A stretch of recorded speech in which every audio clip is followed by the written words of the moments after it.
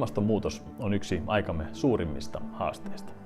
Suomen on oltava edelläkävijä ympäristö-, energia- ja ilmastopolitiikan alueella.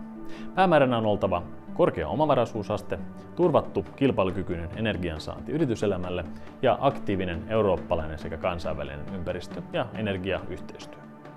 Toisin kuin moni vaalikone yrittää antaa ymmärtää, talouskasvu ei sulje pois ympäristöystävällistä ajattelua. Päinvastoin. Vaikka lyhyellä tähtäimellä voikin vaikuttaa siltä, että ympäristön kannalta kestävään talouspolitiikkaan kuluu turhaan rahaa, ei talouskasvua voi ajatella vain 2 tai 5 vuoden tähtäimellä. Vaikkei uskoisikaan ilmaston lämpenemiseen tai vaikka pitäisi kestävää kehitystä huijauksena, mikään näistä toimenpiteistä ei ole turha. Tehokkaampi ja ympäristöystävällisempi talouskasvu hyödyttää kaikkia suomalaisia. Positiivista on, että suuri osa yrityksistä pitää jo nyt ympäristöystävällisyyttä kilpailuetuna. Toisaalta kannustimissa on edelleen parantamisen varaa. Nykyinen päästökauppajärjestelmä esimerkiksi suosii vielä toistaiseksi ympäristön kannalta haitallisten polttoaineiden käyttöä. Yhteen hiileen puhaltamatta voimme tehdä kestävästä kehityksestä kannattavaa.